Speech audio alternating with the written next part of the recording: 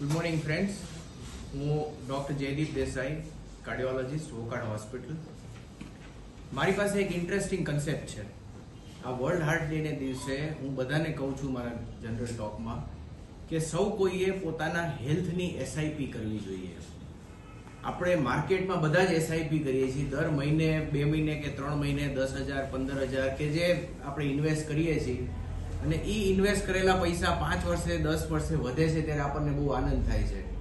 પણ કોઈ એસઆઈપી હેલ્થની કરતું જ નથી.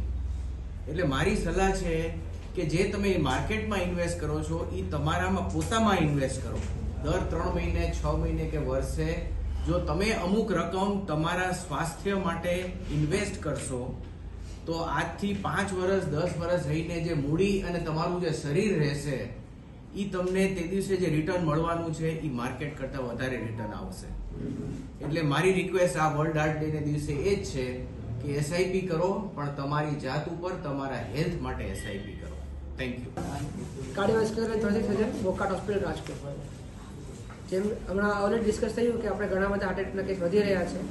એના માટે આ વોકાર્ડ ડેના દિવસના દિવસે હું એટલું જ કહેવા માંગીશ, walk a mind to live a longer life. થોડું જેમ સરે કીધું, થોડું ચાલશો તો 40 પહેલાં ચાલશો તો ઘણું વધારે લાંબુ જીવી શકશો. જે આજકાલ હાર્ટ એટેકના કેસ વધી રહ્યા છે એના માટે વોકાર્ડ હોસ્પિટલની અંદર અમે લોકો બાયપાસ સર્જરી, નાના ચિકનપતિ, મિનિમલ ઇન્વેઝિવ બાયપાસ સર્જરી અને બધી જ વાયરલી સર્જરી કરીએ છીએ.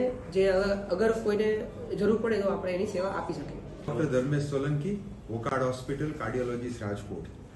અત્યારે આપણે દરરોજ એક છાપામાં એક કોલમનો સબ્જેક્ટ બની ગયો છે અટલા ગયા, અને બધા જમાં ફ્રન્ટ પેજ, સેકન્ડ પેજમાં આ હું દરરોજ સાંજના છાપામાં, મોર્નિંગ ન્યૂઝના છાપામાં વાંચું છું. સૌથી પહેલાં તો આપણે એ સમજવું જરૂરી છે કે આ બધા હાર્ટ એટેક નથી. જે યંગ ડેથ થાય છે એમાંથી 60 થી 70% અમે સડન કાર્ડિયાક ડેથ કહીએ છીએ. સડન કાર્ડિયાક ડેથ એટલે કે હાર્ટ એટેકને કારણે અને હાર્ટ એટેક સિવાયના કારણે, કે જેમાં હૃદયની દિવાલ જાડી હોય, કોઈકને હાર્ટ પોળું થતું હોય, કોઈકને અનિયમિત ધબકારા હોય. તો આવા ઘણા બધા કારણો છે કે જેને કારણે યંગ ડેથ થઈ રહ્યા છે. ડેફિનેટલી અત્યારે યંગ ડેથનું બહુ જ આવે છે. આનો મતલબ એવો બી નથી કે પહેલા નહોતા, પણ હવે સોશિયલ મીડિયાના ઉપયોગને કારણે આનું રિપોર્ટિંગ અને નોટિસિંગ બહુ જ ઝડપથી થઈ ગયું છે. હજી ન્યૂઝ, તમારે દિલ્હીમાં એક્સિડન્ટ થયો, 5મી મિનિટે આપણી પાસે ન્યૂઝ હોય કે દિલ્હીમાં એક્સિડન્ટ થયો, કે હમણાં એક આ ભટકાણીથી કાર ને 7 જણા મરી ગયા રાજકોટના.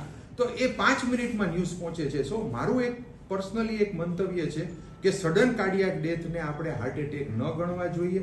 આ બધા જ યંગ ડેથ માટે અમે જેમ આઈએમએમાં બી પહેલા વાત કરી હતી, અને જ્યારે અમે હાર્ટનો સેમિનાર કર્યો તો આઈએમએ દ્વારા, કે આ બધા જ નું ઓટોપ્સી થવું જોઈએ, અને આ ઓટોપ્સીના ડેટા દ્વારા આપણે જાણી શકાશે કે ખરેખર આ હાર્ટ એટેક હતો કે આ કોઈ બીજા કારણે આમનું મૃત્યુ થયું છે. આપણે ઘણી બધી સેલિબ્રિટીઓ ક્રિકેટ રમતા, વોલીબોલ રમતા, ફૂટબોલ રમતા ગ્રાઉન્ડમાં બેભાન બની જાય છે, અને આ કેસીસમાં બી એવું જ જોવા મળેલું છે કે એમની હૃદયની દિવાલો જાડી હતી અને અનિયમિત ધબકારાને કારણે હાર્ટ બંધ થયું હતું. આ કોઈ હાર્ટ એટેક નહોતા.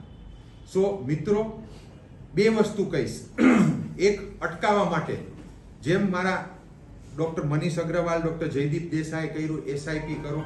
વોકાર્ડ એ પહેલી હોસ્પિટલ છે કે જેણે 799 રૂપિયામાં એક કોમ્પ્રિહેન્સિવ ચેકઅપ અને કાર્ડિયોલોજીસ્ટ કન્સલ્ટેશન આપેલું છે, કે જેના દ્વારા આપ આવતા ભવિષ્યનું એક કહેવાય કે એક આપણે એને આવતા પહેલા એક પારખી શકીએ કે ભવિષ્ય મારા શું થશે. જેમ કે ડાયાબિટીસની તપાસ થાય, બ્લડ પ્રેશરની તપાસ થાય, કોલેસ્ટ્રોલની તપાસ થાય, ઇસીજી, ઇકો અથવા ટીએમટી થાય, તો આપણે કરંટ સ્ટેટસ શું છે અને આવતા પહેલા આપણે અટકાવી શકીએ છીએ કે ભાઈ ચાલો આ દવા અત્યારથી ચાલુ કરો, બ્લડ પ્રેશરને કંટ્રોલ કરો. તો આ એક વોકાર્ડની એક્ટિવિટી છે. બીજું જે હું બધાને કહું છું, અને કદાચ આ શબ્દ વાયરલ છે, એ 10 વર્ષ પહેલા મેં કર્યો હતો, તું 40 તો 40 વર્ષ પછી 40. જો તમે ચાલશો તો તમે મોટું જીવી શકશો, લાંબુ જીવી શકશો, સ્વસ્થ જીવી શકશો. સો રાજકોટિયન, મારી એક જ આપને વિનંતી છે, keep walking at least 20 minutes per day ઓર 150 minutes પર વીક. મેં આની પહેલા બી કહેલું છે કે 10,000 સ્ટેપ જરૂરી નથી. 4000 સ્ટેપ ચાલશો તો તમને હાર્ટનો બેનિફિટ થશે. એટલે don't be chase on 10,000 step which is now, જે આપણે કહીએ છીએ કે એક મેનિયા થઈ ગયો છે, 10,000 સ્ટેપ ઇન્સ્ટાગ્રામ બધે દરરોજના ક્લિક મોકલે છે, એવું જરૂરી નથી. 4000 સ્ટેપે તમને હાર્ટનો બેનિફિટ મળશે. ઓકે.